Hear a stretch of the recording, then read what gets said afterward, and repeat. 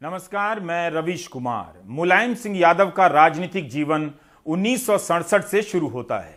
55 साल के राजनीतिक जीवन को आप एक कार्यक्रम में समेट नहीं सकते। राजनेताओं का जीवन केवल विवादित और चर्चित फैसलों का नहीं होता। उनके विशाल राजनीतिक संबंधों में केवल ताकतवर लोग ही नहीं होते, बल्कि सबकी नजरों से अनजान वो अपने आधार में इतने प्रकार के संबंधों को विकसित करते हैं जिसके बारे में कई बार भनक तक नहीं होती। नेताजी अपने राजनीतिक जीवन में 7 बार सांसद रहे, 8 बार विधायक और 3 बार यूपी के मुख्यमंत्री। राजनीति में तो सभी हैं, मगर अकेले मुलायम सिंह यादव नेताजी कहलाए। नेताजी का संबोधन भी उन्हें विरासत में नहीं मिला, बल्कि लगातार राजनीति और जनता के बीच रहकर हासिल किया गया था। इस संबंध को भी समझना बहुत जरूरी है कि गुरुग्राम के मेदांता अस्पताल से नेताजी का पार्थिव शरीर लखनऊ या दिल्ली के लिए रवाना नहीं हुआ, जहां उन्होंने दशकों विधायक और सांसद के रूप में डेरा जमाया। उस सैफई के लिए निकले जो उनसे कभी छूटा ही नहीं। यूपी में गांव से निकलकर आए बहुत से नेता सत्ता शिखर पर पहुंचे, लेकिन मुलायम सिंह यादव की सैफई की बात ही अलग थी। मुलायम सिंह यादव कभी सैफई को अलग नहीं कर सके। उनका गांव ही उनकी राजनीति का मुख्यालय बना रहा। वे सैफई होली या दिवाली में नहीं आते थे, बल्कि सैफई से दिल्ली या लखनऊ जाया करते थे। उनके पार्थिव शरीर को लेकर यह काफिला सैफई ही जा रहा है, जहां अंतिम संस्कार किया जाएगा। मुलायम सिंह यादव उन नेताओं में से हैं जिन्होंने हर दौर में अपनी राजनीतिक स्वायत्तता और मिजाज को बचाकर रखा। तब भी जब वे 70 के दशक से कांग्रेस के वर्चस्व से लड़ने लगते हैं, और तब भी जब कांग्रेस के साथ साथ 90 के दशक से भाजपा के बन रहे वर्चस्व से लड़ने लग जाते हैं। बेशक पहलवान थे, मगर राजनीति की तरह की, विचारों और विचारधाराओं से की। लेकिन जब राजनीतिक पत्रकारों को उनकी राजनीति समझ नहीं आई, तो उसे दंगल और कुश्ती से जोड़ दिया और उनके राजनीतिक कौशल को कमतर करने की कोशिश की गई। वे दंगल से निकले राजनेता जरूर थे, मगर उनकी राजनीति में केवल दंगल नहीं था। मुलायम सिंह यादव का राजनीतिक जीवन ऐसा ही रहा है कि ना तो तारीफों से भरा जा सकता है और ना केवल आलोचनाओं से। मुलायम सिंह जिस पृष्ठभूमि से निकल कर आए, स्वाभाविक था कि उन्हें हर चीज के लिए लड़ना था। लड़ते लड़ते उनकी आदत लड़ाके की हो गई। आज सैफई एक विकसित गांव माना जाता है। मुलायम सिंह यादव के कारण जितना इटावा को मिला, आज वही उम्मीद योगी के नेतृत्व में गोरखपुर को रहती है और मोदी के नेतृत्व में बनारस को। लेकिन यूपी में राजधानी लखनऊ पहुंचकर अपने क्षेत्र को केंद्र में रखने की राजनीति ठीक से मुलायम सिंह यादव ने शुरू की। आलोचनाओं की परवाह किए बगैर सैफई और इटावा को तमाम सुविधाओं से भर दिया। अरशद अपने कैमरे से दिखा रहे हैं कि सैफई में मेडिकल कॉलेज तक बनवा दिया गया। इलाके का यह मेन अस्पताल है। सैफई को मिले दुलार के कारण वीआईपी जिले का मुद्दा बना और विरोधियों ने उन्हें खूब घेरा भी। एक समय में सैफई की सड़कों से लखनऊ को ईर्ष्या हुआ करती थी। सैफई का फिल्म महोत्सव विवादित रहा, सत्ता की अय्याशी से जोड़ा गया। लेकिन वही मुलायम सिंह यादव हैं जो बॉलीवुड के कलाकारों को अपने गांव में ले आए। राजनीति में जिस कुलीनता से लड़ते हुए मुलायम सिंह यादव हमेशा दबंग के रूप में दिखाए गए, यह उनकी जीत का एक रूप भी है कि सारे फिल्म स्टार सैफई में पहुंचकर रात भर कार्यक्रम करते हैं।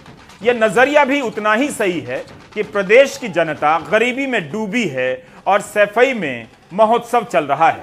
एक हाथ से समाजवाद और एक हाथ से पैसावाद को साधते हुए मुलायम सिंह यादव ने यूपी की राजनीति को लंबे समय तक प्रभावित किया। सैफई महोत्सव मुलायम सिंह यादव की राजनीति का एक अहम मोड़ है। इस महोत्सव ने समाजवाद के पैसावादी हो जाने की छवि मजबूत की। इस गांव के दर्शन सिंह यादव उनके बचपन के दोस्त रहे। 45 साल तक सैफई गांव के प्रधान रहे। उनका एक इंटरव्यू पत्रिका अखबार में छपा है, जिसमें बताते हैं कि गांव के ही सोनेलाल शाक्य ने बैठक की और सबके सामने कहा कि मुलायम सिंह यादव हमारे हैं।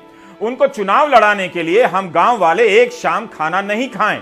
एक शाम खाना नहीं खाने से कोई मर नहीं जाएगा, पर एक दिन खाना छोड़ने से 8 दिनों तक मुलायम की गाड़ी चल जाएगी। जिस पर सभी गांव वालों ने एकजुट होकर सोनेलाल के प्रस्ताव का समर्थन किया। वही हुआ। सैफई ने एक शाम का खाना नहीं खाकर मुलायम का झंडा उठाया, तो मुलायम भी आजीवन सैफई का झंडा थामे रहे। मुलायम सिंह यादव इटावा जिले के जिस सैफई में पैदा हुए, उस वक्त उस गांव में प्रधान को छोड़कर कोई पढ़ा लिखा नहीं था। करहल के जैन इंटर कॉलेज में मुलायम सिंह यादव ने पढ़ाया, पॉलिटिकल साइंस में एमए किया, एक अध्यापक के रूप में लोकप्रिय हुए, शिक्षा को लेकर गांव-गांव में अभियान चलाया। इस उत्साह से यह काम किया कि विधायक चुने जाने से पहले ही नेताजी कहे जाने लगे। यह तस्वीर जितेंद्र सिंह ने भेजी है। मुलायम सिंह यादव के रिश्तेदार यहां जुटे हैं। सैफई से पहले मुलायम सिंह यादव के परदादा इटोली गांव में रहा करते थे। इटोली फिरोजाबाद में है। मुलायम सिंह के निधन की खबर आते ही गांव की महिलाएं शोक व्यक्त करने के लिए जमा होने लगी। इनमें सरोजा देवी भी हैं, जो 90 साल की हैं और रिश्ते में मुलायम सिंह यादव की भाभी लगती हैं। इस देश की तकदीर का है नाम मुलायम, इस देश की तकदीर का है नाम मुलायम, नौजवानों सी तदवीर का है नाम मुलायम, और जब वक्त मिला हमने दिखाया है वतन को, खुशहाली की तस्वीर का है नाम मुलायम। इनका जीवन इतना बढ़िया रहा कि छोटा बच्चा भी आ जाए भाई नाम से, और उनकी पहचान इतनी थी, यादगार इतनी थी कि जो किसी हर आदमी को नाम से बुला लेते, तुम फलां के लड़के हो, इधर आओ, क्या काम है तुमको, सारी चीजें पूछते थे। गांव में किसी कोई परेशान तो नहीं है। अपने राजनीतिक जीवन की शुरुआत उन्होंने साइकिल से की। 1992 में जब समाजवादी पार्टी का गठन किया, तब उसका चुनाव चिन्ह भी साइकिल को चुना गया। 60 के दशक में उनकी चर्चा राम मनोहर लोहिया तक पहुंची और उन्होंने प्रदेश में समाजवादी विचारधारा के प्रसार के लिए मुलायम सिंह यादव पर भरोसा जताया। मुलायम सिंह यादव की कोशिशों का भी नतीजा था कि यूपी में पहली बार गैर कांग्रेसी सरकार बनती है। संयुक्त सोशलिस्ट पार्टी, भारतीय लोकदल, समाजवादी जनता पार्टी, जनता दल से होते हुए उन्होंने समाजवादी पार्टी का गठन किया। उनकी राजनीति को जातिवादी सांचे में समेटा गया। जब उससे भी बात नहीं बनी तो उन्हें मुल्ला मुलायम तो कभी मौलाना मुलायम तक कह दिया गया। 30 अक्टूबर और 2 नवंबर 1990 ये दो महत्वपूर्ण तारीखें हैं। अयोध्या में कार सेवकों पर गोली चली। टाइम्स ऑफ इंडिया में मुलायम सिंह यादव का एक पुराना बयान छपा है कि देश की एकता के लिए गोली चलानी पड़ती तो सुरक्षा बल चलाते और भी चलाते। 2019 में सुप्रीम कोर्ट ने अयोध्या मामले में अपने फैसले में कहा भी कि कोर्ट को भरोसा दिया गया था कि यथास्थिति बरकरार रहेगी, लेकिन उस भरोसे को तोड़कर मस्जिद का ध्वंस किया गया। बाबरी मस्जिद और इस्लामिक ढांचे का ढहाया जाना कानून के राज का हैरान करने वाला उल्लंघन था। जब मस्जिद तोड़ी गई तब बीजेपी की सरकार थी, कल्याण सिंह मुख्यमंत्री। कल्याण सिंह ने बीजेपी छोड़ दी और अपनी पार्टी बना ली। मुलायम सिंह यादव ने एक चुनाव में कल्याण सिंह की पार्टी से समझौता कर लिया। विवाद हुआ। यह समझौता लंबा नहीं चला। मुलायम सिंह यादव ने इसके लिए माफी मांगी कि गलत तत्वों से समझौता कर लिया। अब कभी भी बाबरी मस्जिद का ध्वंस करने वालों से राजनीतिक समझौता नहीं करेंगे। उधर कल्याण सिंह बीजेपी में आ गए और मोदी सरकार के समय राज्यपाल बना दिए गए। राजनीति में मुलायम के कदम रखते ही यूपी की राजनीति उनके आसपास घूमती रही और उन्हीं के सामने यूपी की राजनीति ने 2017 में अपनी दिशा बदल ली और मुख्यमंत्री योगी के आसपास घूम रही है।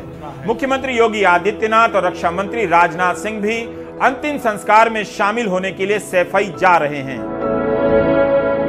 मुलायम सिंह जी के साथ मेरा नाता बड़ा विशेष प्रकार का रहा। जब हम दोनों मुख्यमंत्री के रूप में मिला करते थे, वे भी और मैं भी दोनों के प्रति एक अपनत्व का भाव अनुभव करते थे। और मुझे याद है उस दिन मुलायम सिंह जी का वो आशीर्वाद, कुछ सलाह के 2 शब्द, वो आज भी मेरी अमानत है। घोर राजनीतिक विरोधी बातें के बीच भी उन्होंने कहा था, मोदी जी सबको साथ लेकर के चलते हैं और इसलिए मुझे पक्का विश्वास है कि वो 2019 में फिर से चुन करके देश के प्रधानमंत्री बनेंगे। जब तक जीवित रहे, जब भी मौका मिला, उनके आशीर्वाद मिलते रहे। मैं आज आदरणीय मुलायम सिंह जी को गुजरात की इस धरती से, मां नर्मदा के तट से उनको आदरपूर्वक भावभीनी श्रद्धांजलि देता हूं। आडवाणी की रथ यात्रा के समय मुलायम सिंह यादव की सरकार दबाव में आ गई। उन्होंने दंगों को रोकने के लिए देश में पहली बार विशेष शांति दल का गठन किया। इसमें 7 बटालियनें बनाई जानी थीं। ऐलान किया कि दंगों के लिए एसपी, कलेक्टर जिम्मेदार माने जाएंगे और कई जिलों के कलेक्टर और एसपी को हटाया भी गया, सस्पेंड भी किया गया। अयोध्या में गोली कांड को लेकर बहुत कुछ कहा जाता है, लेकिन सब कुछ नहीं कहा जाता है। 1997 में यह किताब राजकमल प्रकाशन से छपी। मुलायम सिंह यादव पर अभय कुमार दुबे ने लंबा परिचय लिखा है। इसमें अभय लिखते हैं कि मुलायम अजीब स्थिति से घिरे हुए थे। एक तरफ हिंदूवादी सांप्रदायिक शक्तियां थीं जो मुलायम सिंह के खून के प्यासी बनी हुई थीं, तो दूसरी तरफ अपने ही प्रधानमंत्री विश्वनाथ प्रताप सिंह इन सांप्रदायिक शक्तियों के तुष्टीकरण के लिए उनकी जड़ें खोदने की कोशिश कर रहे थे। जून 1990 में विश्व हिंदू परिषद ने हरिद्वार में मुलायम हटाओ मंदिर बनाओ का प्रस्ताव पास किया। मुलायम को मुल्ला, मीर बाकी, गद्दार, नास्तिक सब कुछ कहा गया। उनके माता पिता तक को गालियां दी गईं।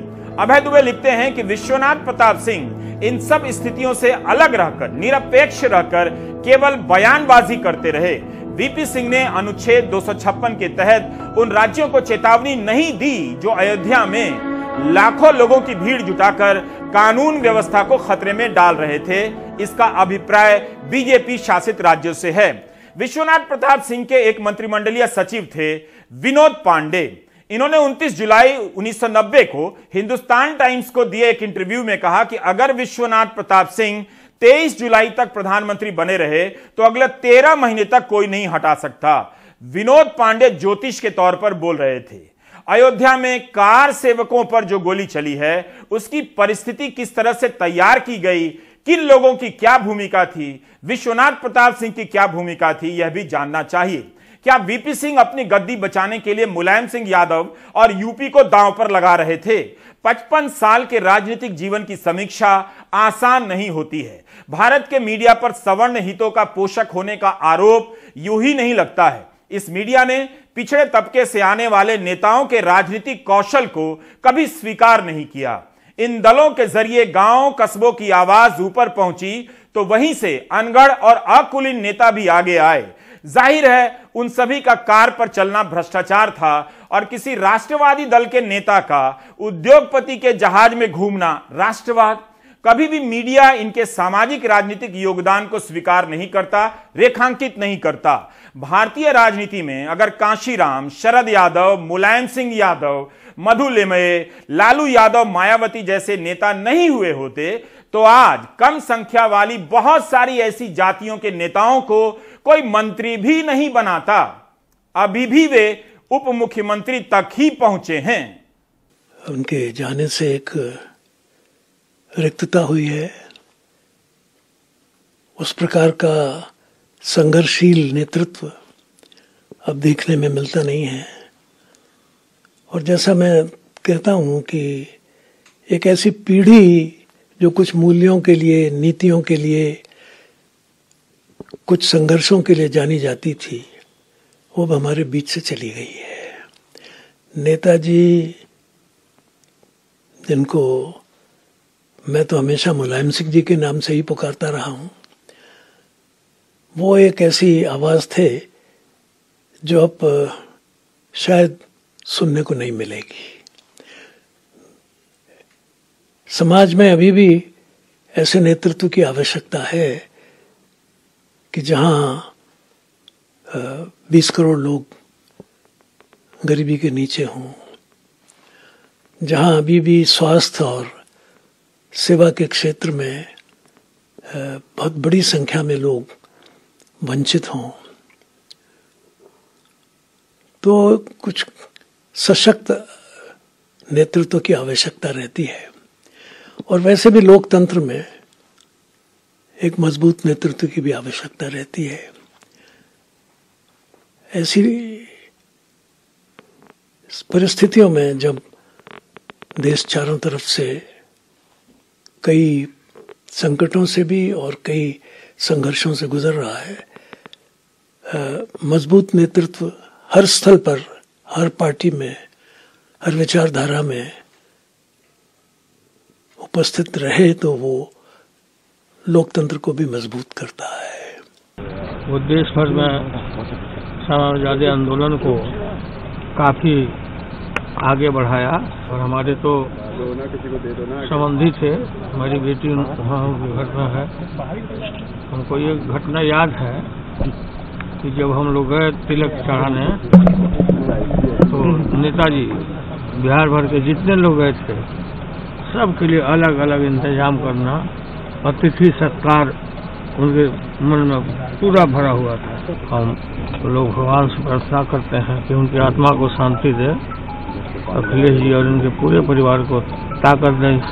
मैं मानता हूं कि वो बहुत संघर्ष वाले, बड़ा बहादुर आदमी है। कार्यकर्ता लाखों तैयार किए, उनका कोई परिवार नहीं था, एक कार्यकर्ता परिवार थे।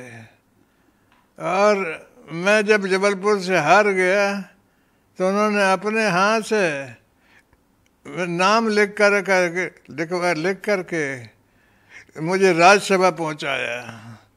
यानी आज जो कुछ भी मैं हूँ उसमें मुलायम सिंह जी का बहुत बड़ा हाथ है। और एक तरह से यूपी का गांव शहर छाना हुआ था। आज यूपी में उनसे बड़े कद का कोई नेता नहीं था। आज उनका निधन जो है वो यूपी में बहुत, देश के लिए बहुत अपूरणीय क्षति है। एक तरह से मुलायम सिंह नेताजी सही में नेताजी थे, वो लोगों को ही नेता थे। और पार्लियामेंट में हम लोग जब रहते थे तीनों, तो पूरी पार्लियामेंट जो है वो हम लोग दबा देते थे। और उसमें मुलायम सिंह जी एक तरह से अगुआ रहते थे, एक तरह से हमारे गार्जियन कोई थे तो वो मुलायम सिंह जी थे। शरद जी, एक सवाल था कि मुलायम सिंह यादव 1996 में प्रधानमंत्री बनते बनते रह गए। आपको लगता है उनमें प्रधानमंत्री बनने की क्षमता थी? वो परिस्थिति तो बन गई थी कि उनके प्रधानमंत्री बनने पर, लेकिन कुछ ऐसी बातें हैं जिसको कहना ठीक नहीं मानता मैं। लेकिन इसमें कोई शक नहीं कि वो पहुंच गए थे वहां तक। होने वाले थे उनकी जगह गुजराल, जिसका कोई, हाँ, तो गुजराल तो कहीं चनाधार वाले देता थे नहीं। तो मुलायम सिंह जी परिस्थिति थी जिस वजह से नहीं बने। प्रधानमंत्री बनते तो गांव देहात की और किसान की जिंदगी संवारने का काम करते हैं। गुप्त रूप से धन देकर राजनीतिक दल को अपने कब्जे में करने वाले उद्योगपतियों के नाम आप नहीं जानते हैं, क्योंकि कानून ऐसा बन गया है। मगर लोकतंत्र की सबसे बड़ी बुराई के रूप में परिवारवाद का पहाड़ा दिन रात रटाया जाता है, ताकि आपका ध्यान उन गुप्त उद्योगपतियों पर ना जाए जिनकी नीतियों के लिए राजनीति चलती है। अक्टूबर 2016 में इस घटना ने हैरान कर दिया। जिस परिवार के दम पर मुलायम सिंह यादव ने राजनीति और राजनीतिक दल को थामे रखा, वह उन्हीं के सामने बिखर गया। शिवपाल सिंह यादव ने अखिलेश के हाथ से माइक छीन ली और कह दिया कि वे अलग पार्टी बनाने वाले थे। बाद में शिवपाल सिंह यादव 2022 के चुनाव में अखिलेश के साथ आते हैं, मगर दोनों के रिश्ते कभी सामान्य नहीं हुए। 2017 और 2019 में समाजवादी पार्टी यूपी में चुनाव हार जाती है। आज मुलायम सिंह यादव को श्रद्धांजलि देने के लिए गृहमंत्री अमित शाह भी पहुंचे, लेकिन अमित शाह ने 2017 के चुनाव के बाद कोटा राजस्थान में किस्सा बताया कि कैसे बाप बेटे को लेकर एक अफवाह फैलाई गई और वो रणनीति उनके काम आ गई। हमारे यहाँ एक लड़का था, उसने थोड़ी चालाकी कर दी। उसने एक सुबह बड़े समझे, मैंने कहा ना ऊपर से नीचे से ऊपर मैसेज आएगा, ऊपर से नीचे जाएगा। बरेली से उसने एक मैसेज डाल दिया। आज अखिलेश यादव ने नेताजी को, मतलब मुलायम सिंह को क्या करना, अब मारा नहीं। नेताजी और अखिलेश जी 600 किलोमीटर दूर थे, मगर उसने डाल दिया। और सोशल मीडिया की प्रदेश की टीम ने संजय बगैर उसको नीचे भी डाल दिया। सब जगह फैल गया। 10 बजते बजते मेरे फोन पर, मोबाइल पर, फोन पर फोन, भाई साहब मालूम है अखिलेश ने पिताजी को चक्का मार दिया और जनता में भी एक ऐसा बेटा है जो पिता का नहीं हुआ, हमारा क्या होगा, वगैरह वगैरह वगैरह। महिलाएं भी टूट पड़ी, चल गए। ऐसा करना नहीं चाहिए, मगर उसने एक प्रकार का माहौल घेरा। काम तो है करने जैसा, मगर करना मत। आज के दिन मुलायम सिंह यादव को कई समीक्षाओं में चतुर कहा जा रहा होगा, मगर मुलायम सिंह यादव किस तरह सत्ता के जमे जमाए खिलाड़ियों की चतुराई के शिकार हुए, यह भी बताना चाहिए। मुलायम सिंह यादव अकेले समाजवादी नेता नहीं थे, उनकी पार्टी में जनेश्वर मिश्र का दर्जा उनसे भी बड़ा था, छोटे लोहिया कहलाते थे। आजम खान का आप नाम ले सकते हैं, जया भादुड़ी का नाम ले सकते हैं, अमर सिंह भी बहुत करीबी हुए, लेकिन 2014 के बाद हुए सत्ता परिवर्तन के आंधी में परिवर्तित हो गए। मुलायम ने खुद को पीछे कर बेनी प्रसाद वर्मा को यूपी विधानसभा में नेता विपक्ष बनाए रखा। फूलन देवी को टिकट देना भी कम साहसिक फैसला नहीं था। हम सभी जानते हैं कि फूलन देवी की हत्या किन शक्तियों ने की। आज जब किसी शहीद का पार्थिव शरीर सीमा से उसके गांव आता है तो यह फैसला मुलायम सिंह यादव का था। उसके पहले सीमा से शहीद की टोपी आती थी। रक्षा मंत्री के रूप में मुलायम सिंह यादव का फैसला था कि कोई भी सैनिक शहीद होगा तो उसका पार्थिव शरीर सम्मान के साथ घर आएगा। जिलाधिकारी और पुलिस अधीक्षक शहीद के साथ गांव जाएंगे। रक्षा मंत्री के रूप में उन्होंने सियाचिन के सैनिकों के लिए काफी काम किया। सुखोई विमान की डील उन्हीं के समय हुई, जो आज वायुसेना की ताकत का मजबूत आधार है।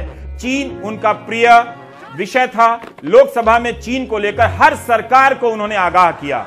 यूपीए के दौर में भी और मोदी सरकार के दौर में भी उनकी राय चीन को लेकर कभी नहीं बदली। इसके बाद भी क्षेत्रीय दलों के नेताओं की राष्ट्रीय और अंतर्राष्ट्रीय सोच को प्रमुखता नहीं दी गई। उन्हें हमेशा एक गांव या एक जिले का नेता बताया जाता रहा।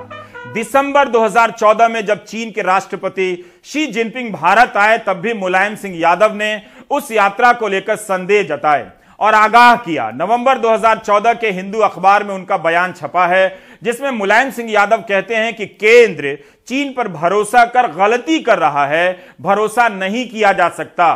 6 अगस्त 2013 के दिन लोकसभा में मुलायम सिंह यादव का एक बयान है। उसके बाद 2017 में भी उनका बयान है। पाकिस्तान जैसा हमला कर तो मैं पाकिस्तान से दोस्ती चाहता हूं, चाहते रहे, लेकिन ऐसा आधार पर जो कि हमारे देश के जवानों पर हमला करके, और क्या इसमें हार नहीं पाकिस्तान का, तो वे पालतू का नहीं है पाकिस्तान के। इसी तरह चीन पूरा का पूरा हमला करने की तैयारी कर रहा है। तो आज मैं सावधान करना चाहता हूं, फिर कह रहा हूं, लिखा है उसमें कार्रवाई में, आज फिर करना चाहता हूं, चीन हिंदुस्तान पर हमला करेगा और उसने पूरा नक्शा जो बना लिया है। आप बताएं, नक्शा नहीं है बनाया, हिमाचल से लेकर अरुणाचल तक, जैसे उत्तराखंड भी है, पूरा का पूरा उसने कहा कि ये हमारा हिस्सा है। और आपका क्या प्रतिक्रिया हुई? कश्मीर को ले जाएगा हमारे देश से चीन, उधर पाकिस्तान भी दोनों के दोनों हैं। दोनों की कहीं न कहीं साठगांठ हो सकती, नहीं हो सकती है, विदेश मंत्री बताए और स्वयं प्रधानमंत्री बताए कि देश से इतना सावधान किया गया, और सावधान करने के बाद आखिर ये क्यों चीन हमारी सीमा पर सुरक्षा क्यों नहीं है। इसलिए आज कह रहा हूं कि चीन या पाकिस्तान दोनों हमारी सीमाओं पर घात लगाए बैठे हैं। कितने बार हम बोल चुके हैं कि चीन हमारा दुश्मन है, पाकिस्तान नहीं है। पाकिस्तान मेरा नहीं कुछ बिगाड़ सकता है। अगर वो हमारा एक शहर गिरा देगा, पाकिस्तान कुछ नहीं कर सकता हमारे हिंदुस्तान का। कमजोर तक गुस्सा आ रहा है, पाकिस्तान कह नहीं सका हिंदुस्तान से, तो पाकिस्तान मरा रहे निशाना। पाकिस्तान को अपने पक्ष में लेने की कोशिश करना चाहिए था। मैं दावा तो नहीं कर सकता कि सामरिक और कूटनीति पर लिखने वाले विद्वानों ने मुलायम सिंह यादव और उनकी चीन नीति पर कभी लिखा नहीं होगा, लेकिन ऐसा कोई लेख मिले तो जरूर पढ़िएगा। मुलायम सिंह यादव खुलकर कहा करते थे कि भारत को दलाई लामा की मदद करनी चाहिए। डोकलाम में चीनी घुसपैठ के समय मुलायम सिंह यादव ने साफ साफ कहा कि भारत को भी सिक्किम और भूटान की बात करनी चाहिए। समाजवादी पार्टी हमेशा क्षेत्रीय पार्टी के रूप में गिनाई जाती रही, मगर उसके नेता के इन बयानों को कभी महत्व नहीं दिया गया। आज देश में बड़ी बड़ी कंपनियां खुदरा व्यापार में आ रही हैं। वॉलमार्ट नाम की अमेरिकी कंपनी के आने पर उन्होंने जो कहा वो भी एक प्रमाण है कि क्षेत्रीय दलों के नेता राष्ट्रीय अंतर्राष्ट्रीय मुद्दों पर कितनी साफ समझ रखते थे, भले ही उनकी बातों पर किसी ने तवज्जो नहीं दी। तो अमेरिका में बेरोजगारी है, यूरोप में बेरोजगारी है, और इससे बेरोजगारी बढ़ेगी। और क्यों बढ़ेगी कि जो अभी 5 करोड़ मैंने कहा खुला व्यापार करते हैं हिंदुस्तान के अंदर, वो उसके मुकाबले नहीं टिक पाएंगे। ये सही है कि वो कंपनियां आएगी, या जो ये कंपनी बताई बार बार, ये कंपनी पहले सस्ता देगी और अच्छा माल देगी, और जब यहाँ के 5 करोड़ खुदा बेरोजगारी हैं वो खत्म हो जाएंगे तो मनमानी करेंगे। मुलायम सिंह यादव लगातार अपने सामाजिक राजनीतिक आधार में जोड़ घटाव करते रहे ताकि वे भाजपा और संघ से लड़ सकें। 1995 में जब यूपी में मुलायम सिंह यादव की सरकार गिर गई तो बड़ी संख्या में अति पिछड़ी जाति के उम्मीदवारों को टिकट दिया और 60 के करीब सवर्णों को भी। उनकी पार्टी के ढांचे में दूसरी जातियां ज्यादा दिखने लगीं। मायावती से पहले मुलायम सिंह यादव रायबरेली में ब्राह्मण सम्मेलन कर चुके थे, इलाहाबाद में कायस्थ सम्मेलन में हिस्सा लिया, तब भी मुलायम सिंह यादव जातिवादी होने की छवि से पीछा नहीं छुड़ा सके क्योंकि छवियां कहीं और से बनाई जाती हैं। 1991 में इटावा से कांशीराम को लोकसभा का उपचुनाव लड़वाते हैं और जिताने के लिए जुट जाते हैं। यूपी की राजनीति में यह बड़ी घटना साबित होती है। इसके बाद बीजेपी की सरकार सपा कार्यकर्ताओं के खिलाफ आक्रामक हो जाती है। बड़ी संख्या में सपा कार्यकर्ताओं पर गुंडा एक्ट लगा दिया जाता है। पार्टी की एक छवि यह भी बना दी जाती है कि गुंडों की पार्टी है। मुलायम सिंह यादव और मायावती के साथ आने का यह प्रयोग भी 1995 के गेस्ट हाउस कांड के कारण ध्वस्त हो गया। जिस तरह से किसी ने नहीं सोचा कि कल्याण सिंह और मुलायम सिंह यादव गठबंधन कर सकते हैं, उसी तरह से किसी ने नहीं सोचा कि मुलायम सिंह यादव और मायावती एक मंच पर आ सकते हैं। यह गठबंधन जनता ने स्वीकार नहीं किया, लेकिन एक राजनीतिक परिवर्तन तो था ही, भले ही कम समय के लिए। 1999 में मुलायम सिंह यादव के पास 32 सांसद थे। उन्होंने सोनिया गांधी को समर्थन देने से मना कर दिया। राजनीति का यह किस्सा भी कम रोचक नहीं। कांग्रेस की कार्यकारी अध्यक्ष सोनिया गांधी ने भी मुलायम सिंह यादव के निधन पर गहरा शोक जताया है। प्रियंका गांधी ने भी शोक जताया है और राहुल गांधी ने पदयात्रा के बीच में मुलायम सिंह यादव को श्रद्धांजलि दी है।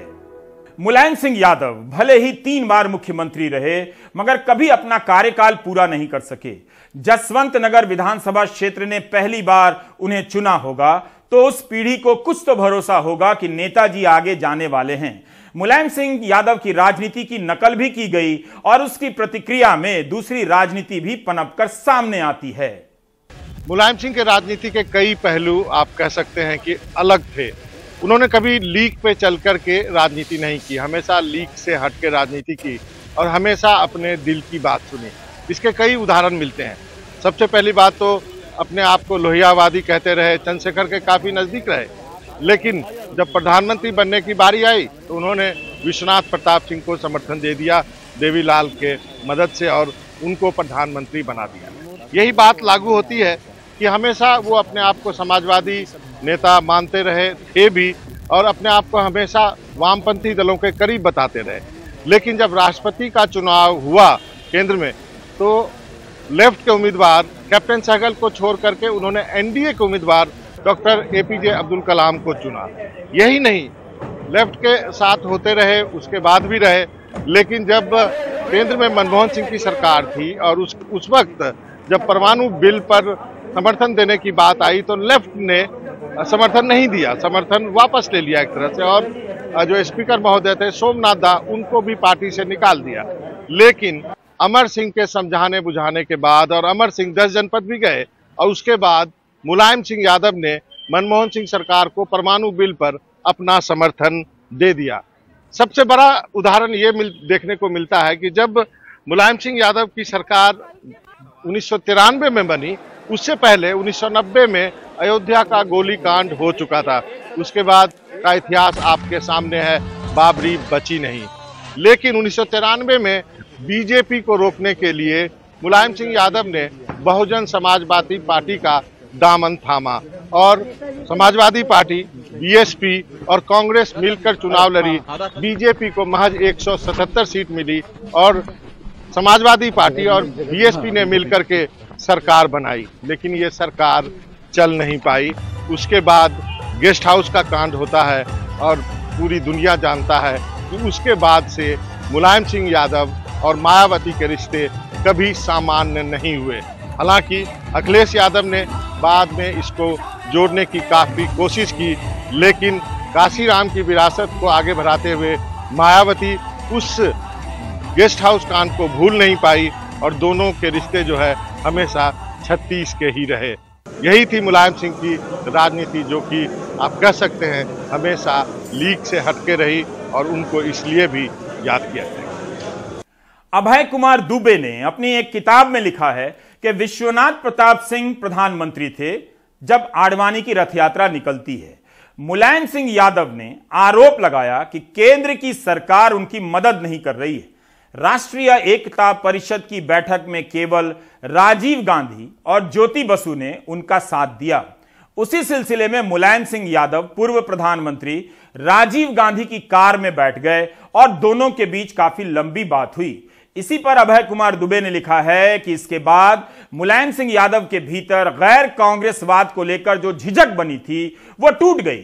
राजीव गांधी पर मंदिर परिसर का ताला खुलवाने का आरोप था, मगर यहां राजीव भाजपा के खिलाफ मुलायम के साथ खड़े हो गए। जब देवेगौड़ा को प्रधानमंत्री के लिए चुना गया, उसके कुछ घंटे पहले तक सीपीएम नेता हरकिशन सिंह सुरजीत प्रधानमंत्री पद के लिए मुलायम सिंह यादव के नाम पर भी विचार कर रहे थे। बाद में कांग्रेस की मदद से मुलायम सिंह यादव यूपी में अपनी सरकार भी बचाते हैं, यह भी एक तथ्य है। तो यहां से मुलायम सिंह यादव के साथ भारतीय राजनीति का एक बड़ा अध्याय प्रस्थान करता है। यह एक लंबी यात्रा का समापन है। नेताजी अब यूपी की राजनीति में नहीं है, मगर उनकी राजनीति के कारण बहुत से लोग नेता बनकर अलग अलग दलों में फल फूल रहे हैं। आप ब्रेक ले लीजिए।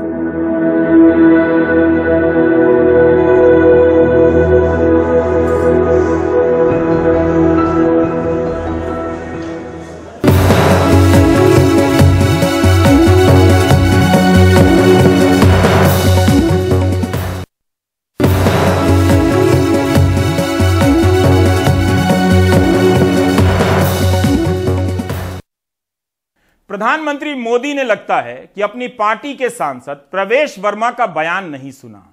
प्रवेश वर्मा ने एक समुदाय के बहिष्कार का ऐलान किया है। कहा है कि मुसलमानों से कोई सामान ना खरीदे।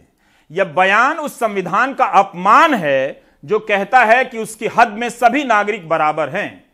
आप दर्शकों से यही गुजारिश है कि इन बयानों से दूर रहिए। खुद नहीं रह सकते तो अपने बच्चों को दूर रखिए, क्योंकि यही वो बयान है जो नौजवानों को दंगाई बना सकते हैं। बाकी आपकी मर्जी। ये दिल्ली के पढ़े लिखे सांसद हैं प्रवेश वर्मा। दिल्ली से ये पिछली बार सबसे ज्यादा वोटों से जीते थे। दिल्ली विश्वविद्यालय से पढ़ने और फिर एमबीए करने के बाद भी वो नफरती सबक देने से आगे नहीं जा पाए। वो दिलशाद गार्डन में वीएचपी के एक कार्यक्रम में बोल रहे थे। जहाँ जहाँ ये आपको दिखाई दे, मैं कहता हूं अगर इनका दिमाग ठीक करना है, इनकी तबीयत ठीक करनी है, तो एक ही इलाज है, वो है संपूर्ण बहिष्कार। और मेरे साथ बोलो, हम इनका संपूर्ण बहिष्कार करेंगे। हम इनके दुकान रेडियो से कोई सामान नहीं खरीदेंगे। हम इनको कोई मजदूरी नहीं देंगे। आप एक काम कर लेना, बस यही इनका इलाज है। मामले को तूल पकड़ता देख दिल्ली पुलिस ने औपचारिक कार्रवाई शुरू कर दी। स्थानीय थाने में धारा 188 के तहत मामला दर्ज किया गया है, जिसमें थाने से ही बेल मिल जाती है। आरोप बिना इजाजत रैली करने का है। अब कांग्रेस की प्रवक्ता सुप्रिया श्रीनेत ने अपने ट्वीट में सीधे प्रधानमंत्री नरेंद्र मोदी पर सवाल उठाए हैं। ये बीजेपी सांसद मंच से खुलेआम मुसलमानों के पूर्ण बहिष्कार की मांग कर रहे हैं। नफरत भड़काने के लिए इनकी जगह जेल में है। मीटिंग सरकारी अनुमति पुलिस की मौजूदगी में हुई। दिल्ली पुलिस कब एक्शन लेगी? मोदी जी कब तक ऐसे ही नफरत फैलाते रहेंगे? एआईएमआईएम नेता असुद्दीन ओवैसी ने शेयर करते हुए पीएम मोदी को निशाने पर लिया है। भाजपा आरएसएस का सांसद देश की राजधानी में खुली सभा में मुसलमानों के बहिष्कार करने की शपथ ले रहा है। आरएसएस के मोहन भागवत ने कहा था कि मुसलमानों में झूठा डर फैलाया जा रहा है। सच तो यही है कि बीजेपी ने मुसलमानों के खिलाफ जंग का आगाज कर दिया है। दिल्ली सीएम और अमित शाह दोनों ने ही चुप्पी साध ली है। दिल्ली में सरकार चला रही आप इस मामले में भी चुप है और बीजेपी के सूत्र की दलील है कि प्रवेश वर्मा के बयान को हेट स्पीच नहीं माना जा सकता। जब कभी केंद्र सरकार से जुड़े हुए नेता कोई भी कंट्रोवर्शियल स्टेटमेंट देते हैं तो भारतीय जनता पार्टी का ये कहना होता है कि वो फ्रिंज एलिमेंट्स हैं, लेकिन इस बार बयान जो है वो उनके सांसद ने दिया है। प्रवेश वर्मा का ये पहला बयान नहीं है, इससे पहले भी वो 2 बयानों को लेकर विवादों से घिरे रहे हैं, लेकिन दिल्ली पुलिस ने इस बार फिर से धारा 188 के तहत मामला दर्ज किया है। यानी जो आयोजक हैं उनके खिलाफ तो एफआईआर हुई है, सांसद के खिलाफ नहीं हुई है। नई दिल्ली से नीता शर्मा, एनडीटीवी इंडिया के लिए। आप देख रहे थे प्राइम टाइम। नमस्कार।